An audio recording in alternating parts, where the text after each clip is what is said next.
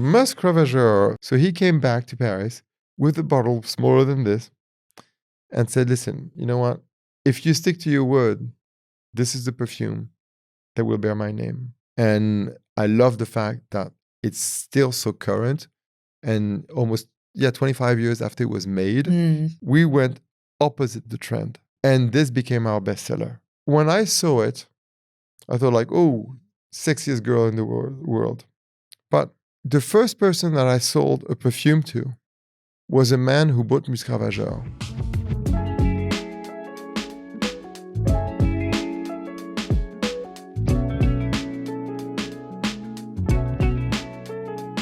Hello, I'm Jenny B. Fine, the executive editor of beauty at WWD and Beauty Inc.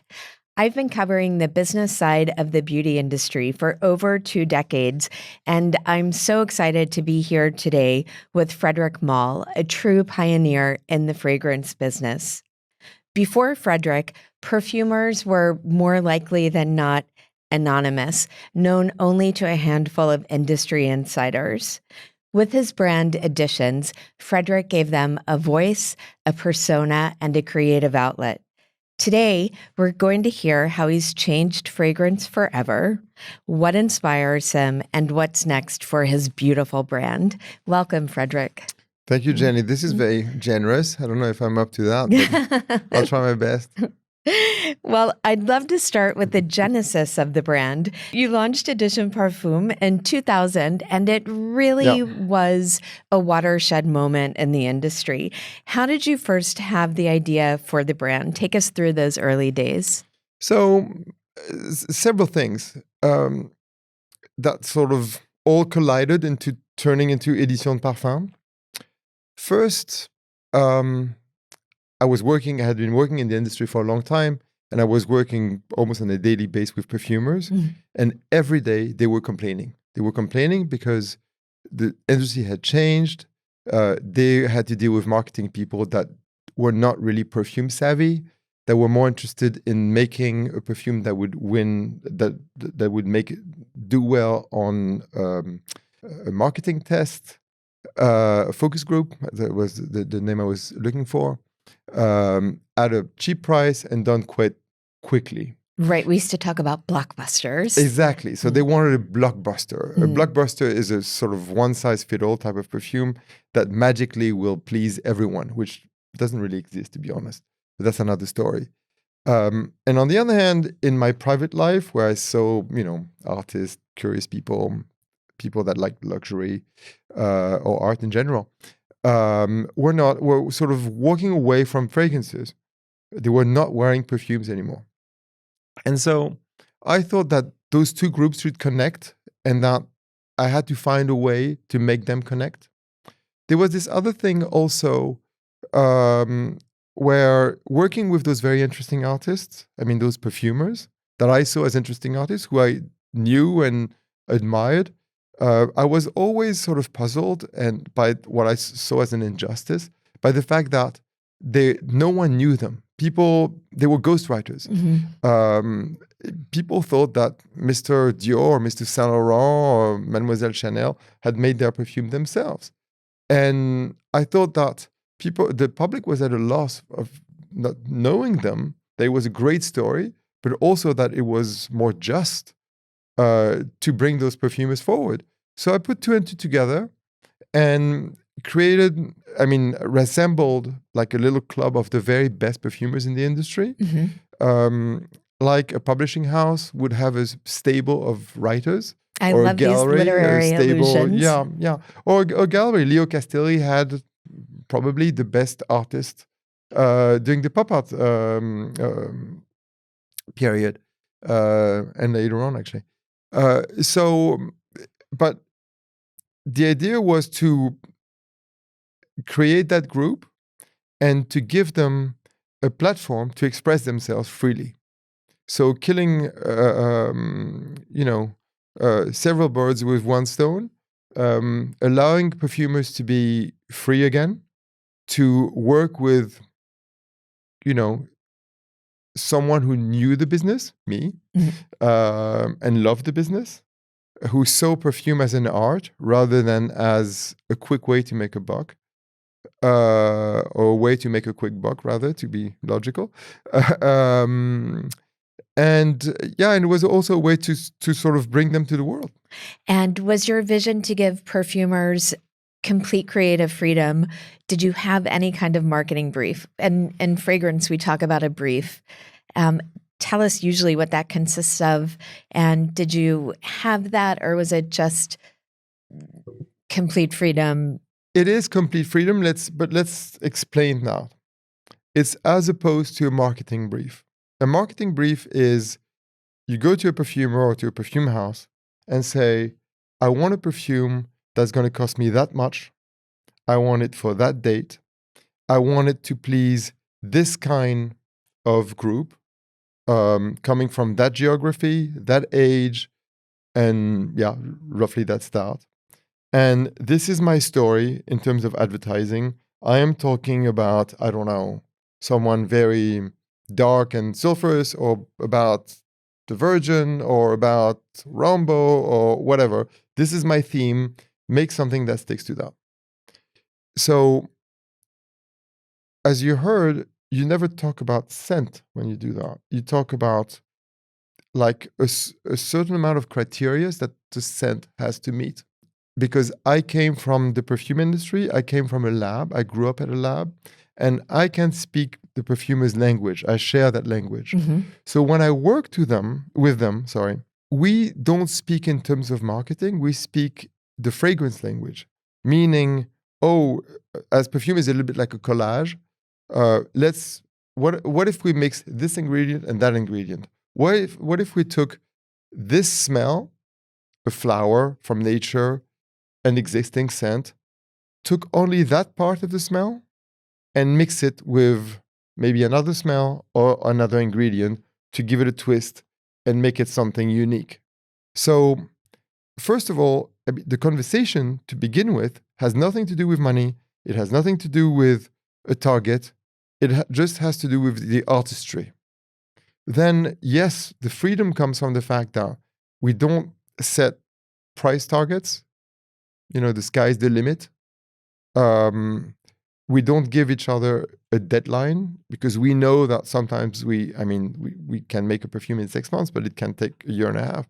Carnal Flower was a nightmare. It took us a year and a half and 690 tries to get it right. 690 tries to get it right. Them. At the end, I was so frustrated and furious.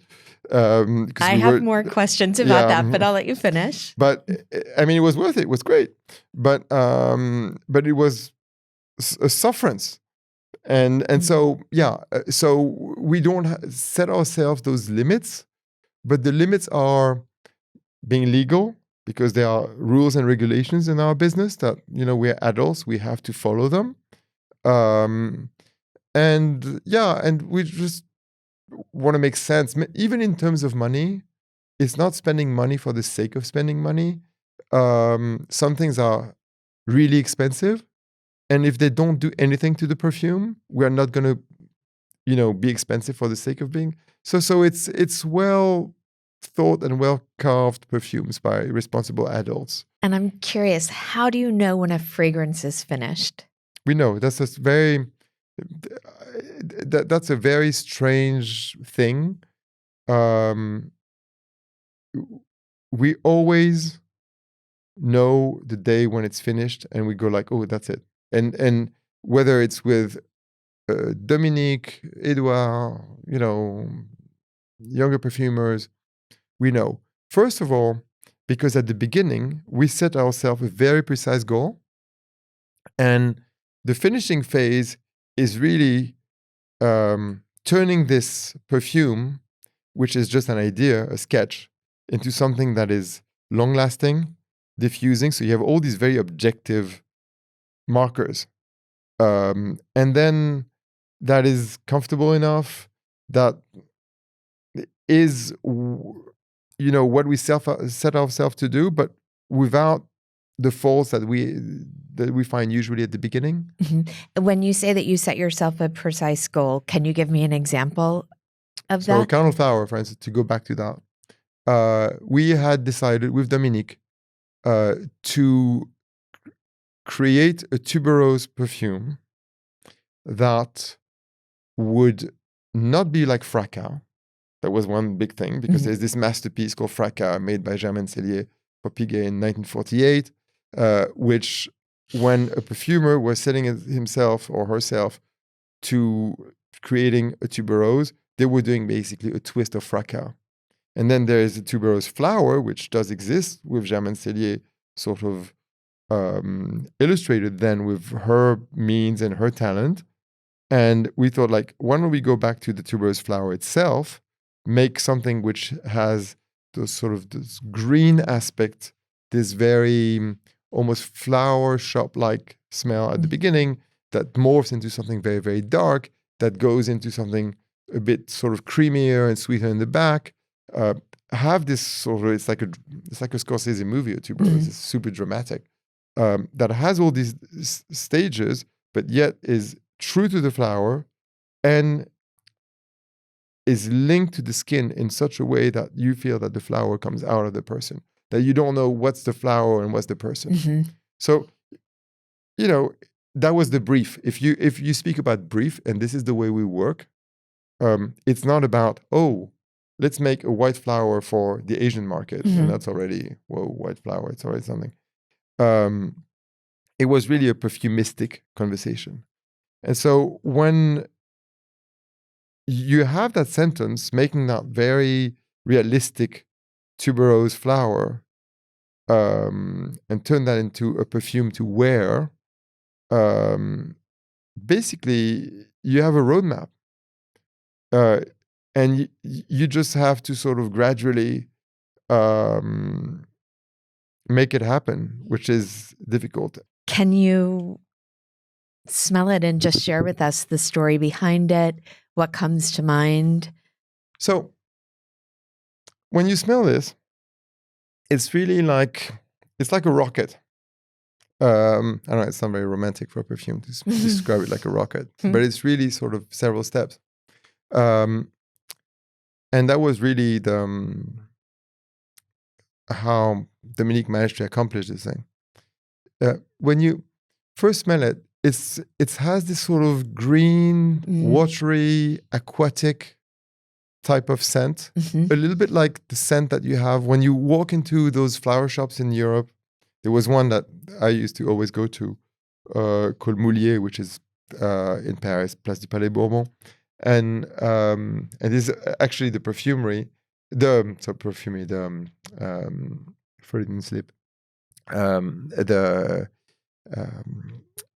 flower shop where I used to order tuberose for Dominique in the middle of winter. And I used to bring tuberose that were actually coming from Italy. Tuberose in the middle of winter. That sounds like the ultimate luxury. Yeah, and we used to smell the tuberose and make notes of what we were smelling together at the office to do that. So anyways, when you go to a flower shop and you smell that damp, green, watery smell, it's sort of very live flower smell. This is what you smell on top of this. And you do that with a hint of melon. You do that with a few sort of almost grassy type of green notes. You have these sort of ozonic notes, but that are very mild. It's not like cologne or things like that are very hard, that smell like an oyster. And there's a huge proportion of this in this perfume. But then if you sort of go, and as now it has evaporated for already a few minutes, you see that darkness on the middle. And it's almost camphoraceous, very spicy, it has this sort of dark spiciness to it.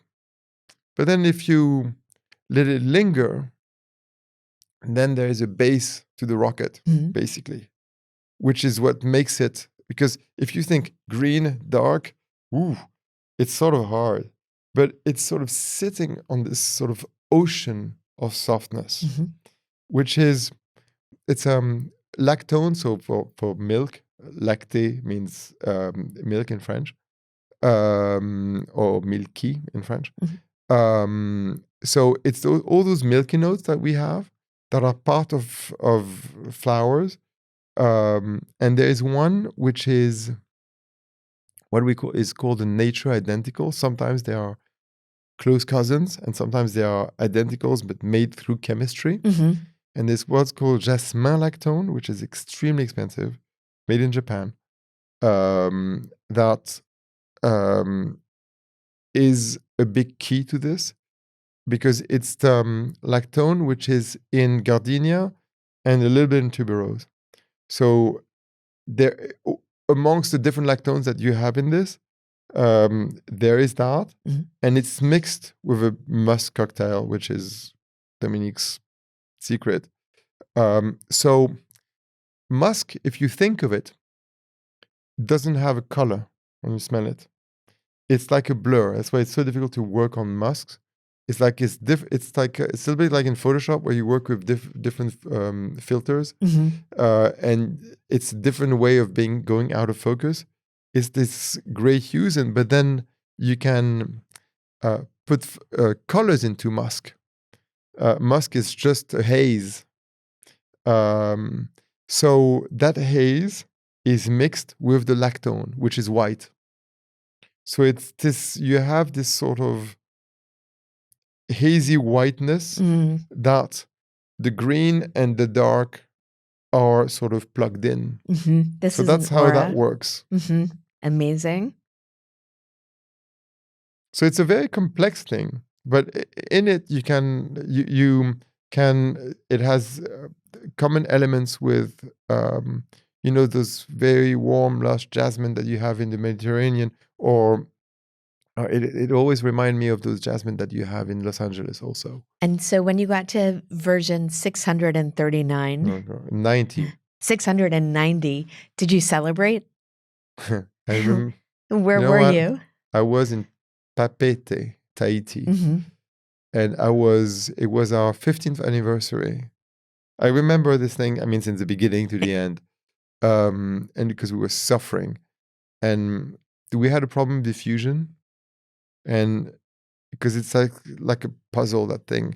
And because we got the smell right quite quickly, but then it would disappear, and then it would reappear, and then there was too much back notes, and there was too much top notes, and it's just getting the whole chronology, which was so difficult. And so we sort of tried to put it. It was like a very difficult Rubik's cube. And I remember we were almost done, and I left for our 15th anniversary trip, and we had decided to go, my wife and our kids. We rented that little boat and went around the Tahitian island. And I was there, and for some reason I had samples at the last samples, and I was walking behind Mary on that island, and I remember that all of a sudden 4 hours after, in that damp climate, after Mary had applied it, was still smelling and still diffusing. And I was like, whoa. Yes. Amazing. And I remember vividly where I was walking, and I see the image. That's amazing. Yeah. I love that. Have you ever been in a situation where you have disagreed with the perfumer over whether or not something is finished? And No, what never. happened? Never. Never. We actually, to the very, we call them modifications. We have trials. We agree usually on that trial. It's That's amazing. never. When I say never, it's never. What I have encountered is perfumes that we can't finish, problems that are too difficult, things that we decide to set aside for a while, and sometimes we go back to them. Things that are disappointed, being exhausted because we have come up with very innovative perfumes, have raised the bar, and we are being more and more ambitious, and it's more and more difficult actually to us. We are sort of setting ourselves challenges that are, higher and higher, and sometimes we set ourselves crazy goals, and it just doesn't work. So it's painful. Can you give us an example of a it's tough just things that we try to do. One of my pet subjects or obsessions is the fact that you have to be, perfume has to be part of today's life, of one's life. What does that mean? It's very difficult to define. there are some, you don't wear the same garments that women used to wear in the 30s and 40s. The fabrics are lighter now. So as a result, the jewelry is lighter today because those big brooches that could be on a very thick dress today would fall. People have more time, used to have more time to dress up. Yet there's a relation to time which is different. People walk in a different way today. They don't wear the same shoes. There's this idea of comfort. I'm just coming back from China where everything seems comfortable in what they're wearing, for instance. And so as a result, I think that those perfumes that were full of naturals that would only ignite after a few minutes. First of all, people don't have patience for this anymore. Also, I think everything has to be very precise and very well defined in a perfume today, because we are in a digital era where everything is quite crisp, everything is photoshopped, everything has this perfection. The light that we are under we are lit by LEDs today, not by this warm incandescent light. So perfume, strangely, our taste in perfume adapts to all of this. And there is, although there can be an appetite for retro, it has to be reinterpreted in a very modern way. And I think that when we have great fragrance culture and this love for some of these old classics, we are sometimes tempted to go back. But then they are very beautiful, but it's like recreating a Rembrandt. What's the point? I mean, we have to live with our time. And if we maybe take that theme, we have to photograph the Rembrandt like, I don't know, a Cindy Sherman. It has to be current somehow. Do you often bring... It's a big conversation and it's a very abstract one. So one of the things that I'm curious about when you're working with young perfumers, it seems like traditionally there are a lot of rules in perfumery. How do you feel about breaking those? Are they still relevant for today? And do the traditional rules of fragrance still exist? Like I'm thinking of, we always talk about top notes, the heart and the base, and increasingly, and maybe it is just a marketing ploy, you see a fragrance where it says, there is no top, middle, or bottom. Are the rules of perfumery changing? No, absolutely not. We are in a very technological business, and the advancements of chemistry have for the last 35 years allowed us to sometimes go away from the traditional pyramid. And the king of that, and he has been the king of that since he began, and we were at Rouen in the mid-80s, where he was already seen as this sort of daredevil, is Dominique Ropion, who has those huge dosages of something which defy every single logic of sort of regular perfumery. So this whole thing of we are changing proportion as a brand is marketing BS. I'm sorry. And who can dare sort of owning this?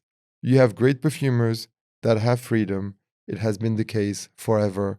We were talking about Germaine Cellier and Fracas. She was changing the rules in her days. And you also have ingredients, because it's a very technological business, that allow us to create new things, and new scents, and use new proportions. Now, young people usually are more conventional, which defies every purpose. So you have, to me, the disappointment with some young perfumers is when they try to be commercial and they are hyper conventional.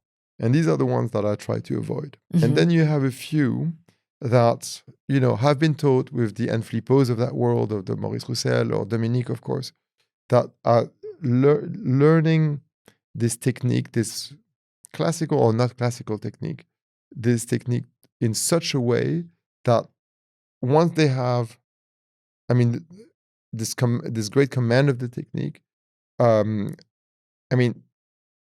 are so good technically, let's put it this way, that they can get out of what is seen as conventional perfumery Push with that pyramid, boundaries. and they can push boundaries. Mhm. It's a little bit like playing music, where you have this amazing technique. If you're, I don't know, Prince or Eric Clapton, you can make your guitar sound like no guitars have sound ever, because you have that amazing technique. But it's not because you are sort of trying to break the rule. It's first things first. You have to first really master the technique to then be able to push it around. And I think people have a very wrong approach, understanding of perfumery. They think that it's like, action painting, that you can sort of do it quickly and have immediate reward. It's actually quite the opposite. To create the action painting like perfume, you have to work on a perfume as if it was a puzzle. And it's very deceptive. There is this energy of, this very slow building energy, which sometimes create like a very sort of splashing image, but it's done very carefully. It's much too difficult a business to improvise. Well, I would love to dive into your creative process, into the creative process overall, vis-a-vis some of these incredible fragrances. Let's smell another one. Should we go to Musc Ravageur? Musc Ravageur. So that's, as you were asking, about my relationship with perfumers, that's one relationship that has evolved, and one perfume where I hardly participated at all. You're speaking of Maurice Roucel? I'm speaking about Maurice Roucel. So Maurice Roucel, I didn't know when I started the business. I knew of his work, and I was very admirative of his work. And I was talking a lot to Pierre Bourdon in those days. We used to work a hell of a lot together. And we were talking about who would be great contenders for Editions de Parfums.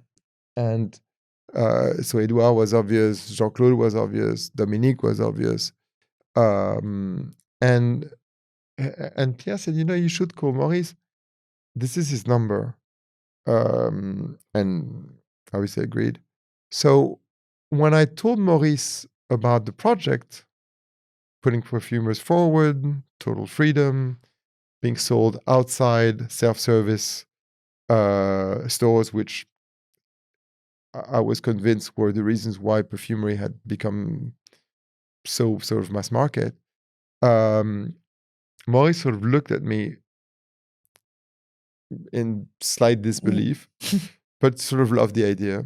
And in those days, it was sort of situation as today's situation in reverse. He used to live here in New York, and I was in Paris. I said, okay, I'll be back in a few weeks. I might have an idea for you. So he came back to Paris with a bottle smaller than this and said, listen, you know what? If you stick to your word, this is the perfume that will bear my name. No one wants it. It's seen as almost like it's a curse. It's too over the top. Now, remember that in those days, there were only little flowers, pretty flowers, smelling of water coming out. So having a big, unapologetic, oriental, animalic perfume was really opposite of the trend. And so, I smelled it, and to me, it was really not really something impressive, because when I smelled it, I connected it to classics from the past, because, trends come and go. And I thought, this is the opposite of what's current.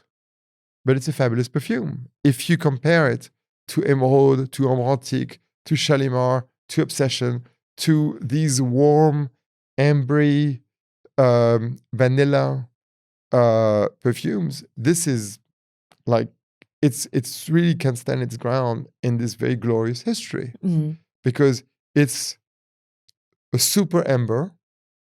So this is more a pyramid in terms of structure, but it's interesting that those pyramids, since Shalimar, for instance, were already, in a way, not so conventional because you had a lot of back notes. So in this, you have a lot of amber,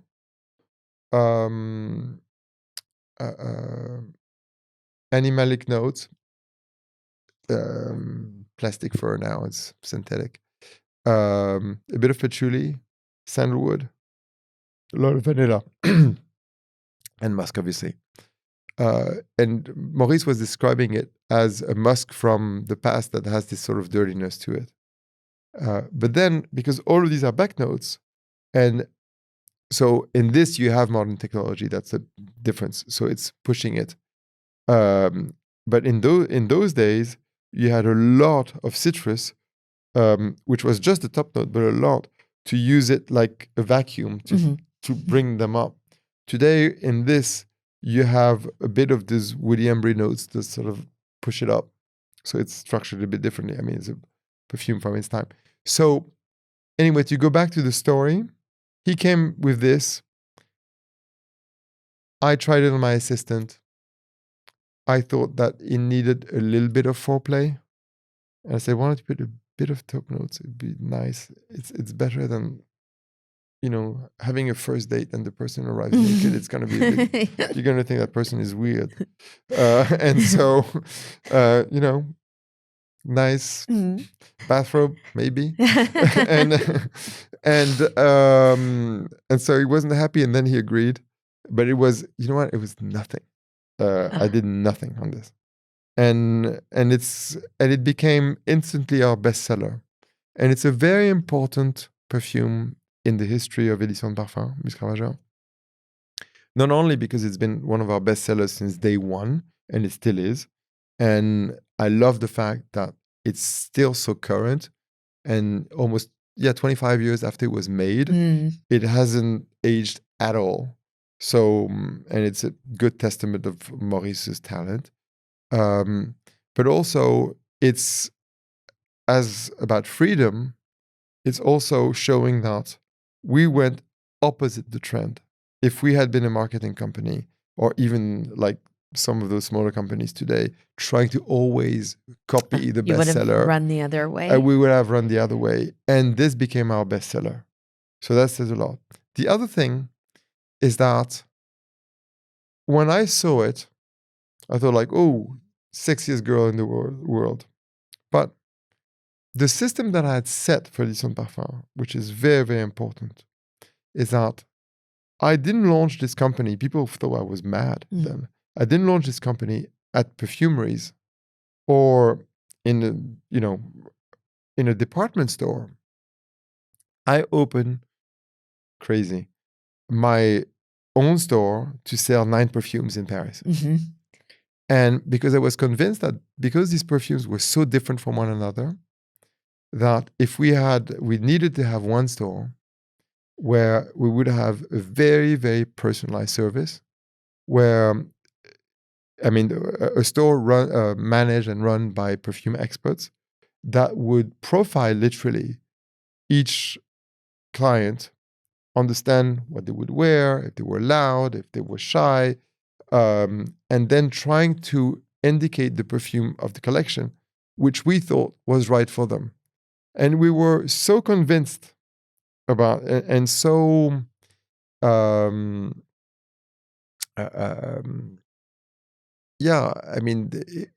we had this mission, literally, that if we didn't have a perfume which we thought was right for the person, and we thought that that perfume existed elsewhere, we would send people to a competitor saying, you should buy that. we don't have anything for you. The first person that I sold a perfume to was a man who bought Musc Ravageur. And I thought, like, stupid you, of course. If you think of all these extraordinary Ambre-Oriental perfumes that have existed, they were sold either for men or for women. You know, basically thought women, but of course, it's going to work for everybody. And because of that first man, I remember his face and I even remember his name. That first man who bought a perfume from us, and this one, I realized that we really had to be completely not sex blind, at the contrary, but I mean, forget genderless, yeah, and basically, I hate the word unisex because it means with no sex, in fact, in perfumery. But we were completely open-minded about, the way we were selling.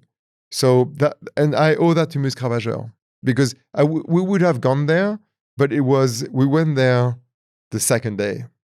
And I mean, what's interesting though is also the design codes of the brand, which feel very neutral. I mean, both masculine and people feminine. Used to always say, this is too masculine, you can't launch something like that, it's too masculine. But it's what I like, and with my name on it. So thank you very much. That was my thing. And the other thing is that there were two reasons behind that and why I was absolutely convinced. First of all, I wanted a bottle that was so neutral, as you said, that it could carry en passant, Musc Ravageur, a Cologne, Portrait of Lady, Carnal Flower, anything. And it's always the same bottle, and it's coherent with any of these sets. So it has to be neutral. And it was like a glorified lab sample. Quite glorified. But, and very otherwise elevated. lab would go bust quickly. And then I always thought that French elegance, if you look at Chanel, it's a suit. You look at Saint Laurent that I was brought up with, the Sarienne, it's a masculine dress. The first Saint Laurent, the first dress that Saint Laurent showed was a Caban. French style, feminine for women is usually masculine. It's very androgynous. And so I was never afraid to to show my perfumes, or my friends' perfumes rather, in a slightly masculine bottle. To me, it's neutral. And when you look at, the brand that I've always looked up to in terms of style is Chanel. If you think of it, it's quite masculine in terms of style. It's fun, all of that. So let's go to Portrait of a Lady. Wow, Portrait of a Lady. That's, you know what? To what we were saying before, Portrait of a Lady was a real question, as whether it was part of life or too extravagant.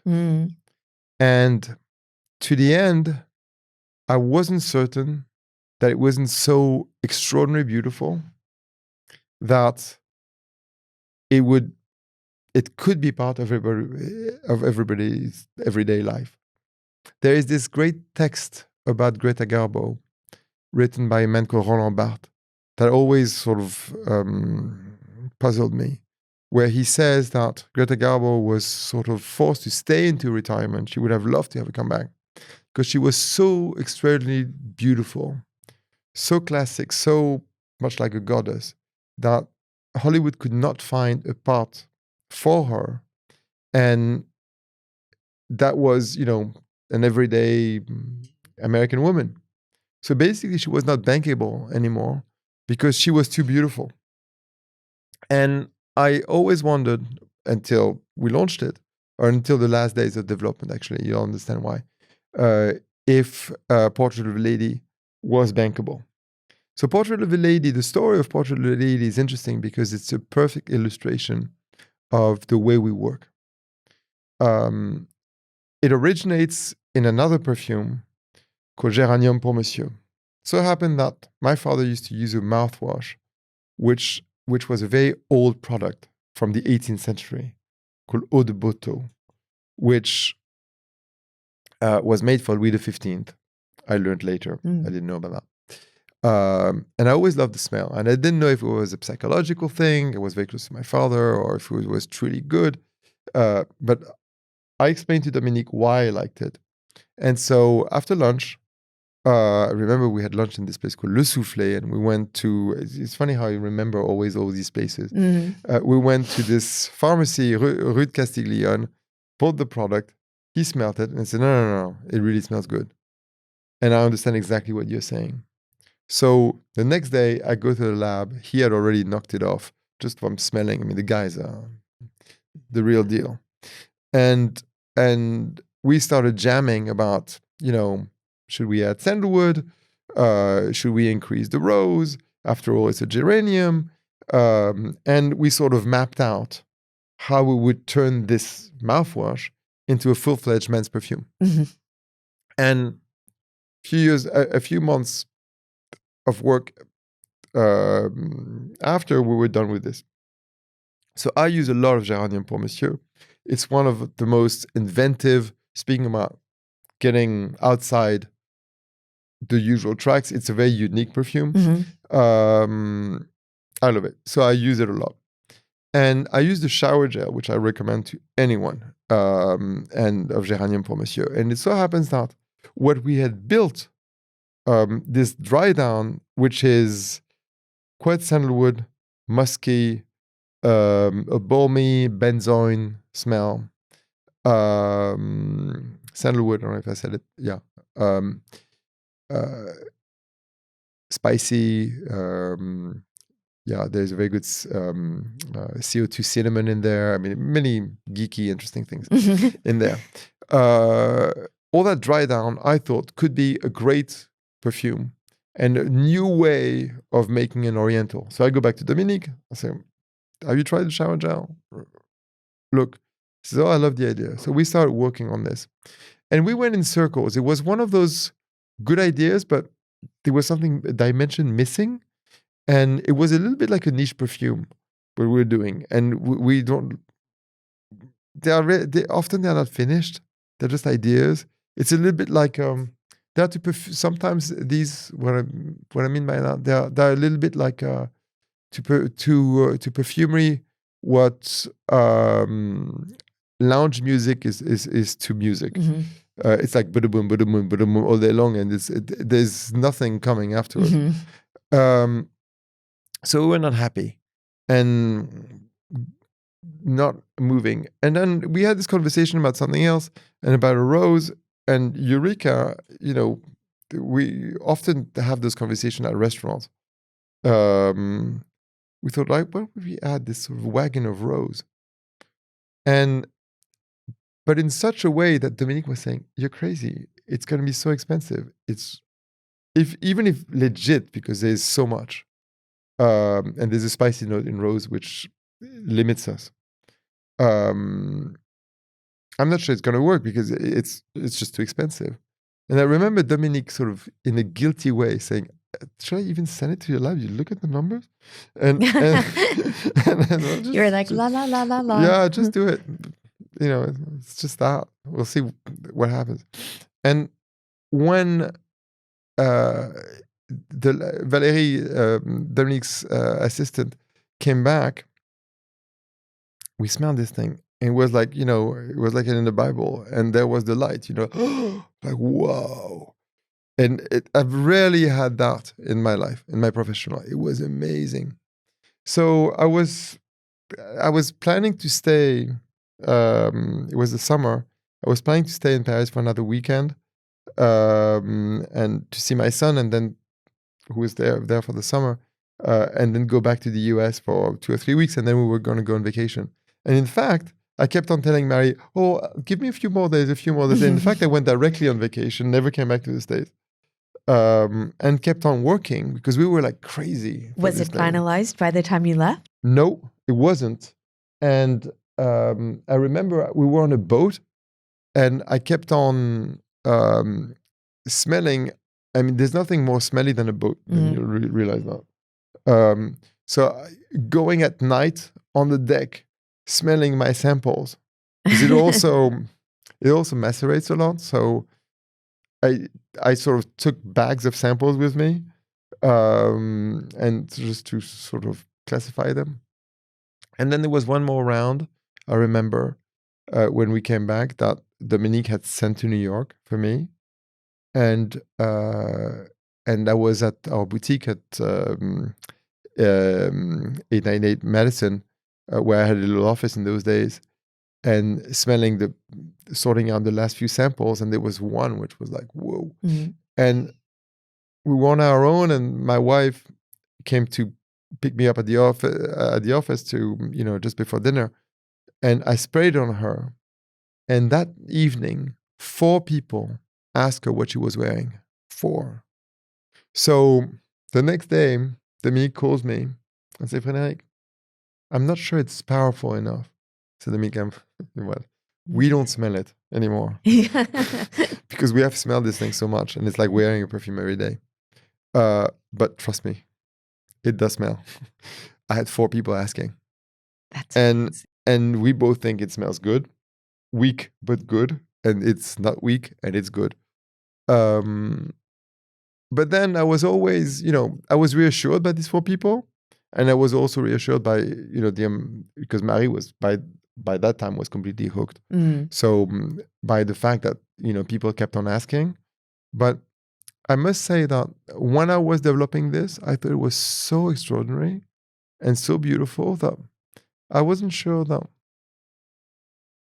there can be a bit of vulgarity in this world these days, that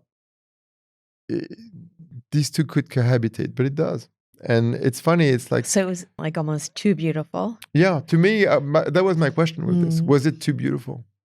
But obviously it isn't. And it's a funny thing, because I think it's like, it's between a secret garden and almost an armor for people. They keep on saying when they wear this, they feel empowered. But it's also this sort of thing of beauty that they have on that is very pleasurable and gives them that, I don't know, that reassurance in life. I loved earlier when you said that you're obsessed with fragrance. Have you always been? Tell me about how your personal history intertwines with the history of scent. So, my mother was working for Christian Dior, and her father was the founder of Christian Dior Perfume, and he had passed away before I was born. But his presence was quite significant. And I'm sure that one of the reasons why my mother took her job so seriously was that it was like a connection with her father. Anyways, so without being too dramatic, it was very much part of my upbringing, although my mother never taught me anything specific, neither about design nor about smelling. But I knew that perfume existed, and I knew that it had to be taken seriously. And that's already something. And so soon enough, we were wearing perfume when we were like, we meaning my brother and I. When we were 4 or 5, we were covered with this thing called eau fraîche, which was like type of coty sheep done by Rudnitska. It was pretty chic. Not bad. And do you remember the first fragrance that you bought for yourself? Yes, Halston Z14. Yeah, so then we were Eau Sauvage, and before going to Halston, I was playing a lot of sports. I was at boarding school, and I remember wearing perfume, and I understood that wearing perfume before playing sports sort of created this strange fusion between skin, sweat, and perfume, which was really addictive. And I loved that thing. And I was doing it a lot, just for my own pleasure. And this sort of really helped me later in my career, because I understood how addictive a perfume could be. And when people say a perfume has to be sexy, it sort of meant something to me. Then fast forward, when I was 14, my mother came back home with 2 great American perfumes. One was Aramis, and the other one was called Halston Z14, and I loved them. And they were sort of not What was it done. about them that you loved?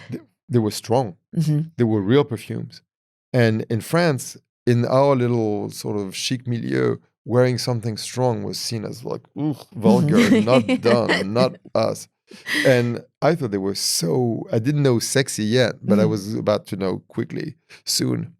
And I remember coming here because my father always had this very close connection to America here and buying that Halston Z14. And then I started going out at a very early age. And I was wearing this. I was the only boy in Paris who was smelling of this. And I was empowered. Like some people feel empowered wearing Portrait of a Lady or Musc Ravageur. I was empowered by Halston Z14 at the age of 15 or something. Amazing. I thought it was so cool. And I loved the bottle. It was designed by this Japanese guy. The whole thing was cool. Picture by hero. Everything was good about this thing. Earlier, you said that you learned how to smell when you worked in a lab. Yeah.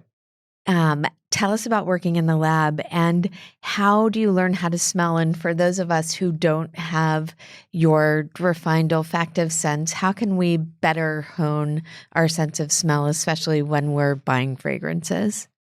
So when I went to perfumery school, I learned two things. So when you learn perfumery, you first learn the notes, the ingredients that are part of a perfume. And so it's like learning vocabulary. When you go, if you want to learn French, they're going to give you pages of vocabulary to learn. And you write the name of the perfume, of the ingredient, sorry. And you write everything that it evokes to you. I remember carrot seed smelled like my grandmother's car in Biarritz. God knows why. Things like that. And so you make these connections, and because they are your connections, you connect them with food, with places, with people, and then the world starts growing, and you understand that there are connections between them. So it becomes like this world. I'm not so sure that this is important to people, to be honest. Because when you smell a perfume, it's quite difficult to spot that note or that note in it because they're sort of fused. And some perfumes I like, because we work with fairly short formulas. With our perfumes, it's not too difficult. Some are easier than others. But it's not so important because you will understand if you know perfumery that most people go back to always the same perfume. They say, oh, I love, I don't know. My very first one was Paloma Picasso. Yes. So Paloma Picasso, for instance, the first one in this is called Shocking by Schiaparelli. It's a Jean Carl perfume. And this was rediscovered by a perfumer called Jean-Louis Ciozac, who made a perfume called Coriandre, which is not well known at all. And Coriandre was a great influence of Paloma Picasso, knowing all these what we call fruity chypre, which are fabulous perfume, bigger than life. And so that's a category. And then you have those parallel cousins that are sort of, in a drier way, and not as fruity, you can have aromatic elixir, but it comes from something else. Things like that. So you understand, but some people, for instance, will say, oh, I've been wearing Paloma Picasso and then I went to aromatic elixir. So all of a sudden you understand the sort of perfume architecture that you're after. And I think that this perfume architecture, those what we call perfume structures, is more important to my eye than ingredients. Because unless you're a perfumer or someone like me who works with perfumers and speak in terms of ingredients because that's our language, especially at the end when you do the tweaking. At the beginning, you don't want to be too close to that. It's it's irrelevant. What you need, I mean, to find a perfume for yourself, you need to find something that you're comfortable with, and usually you're more or less comfortable with the same thing.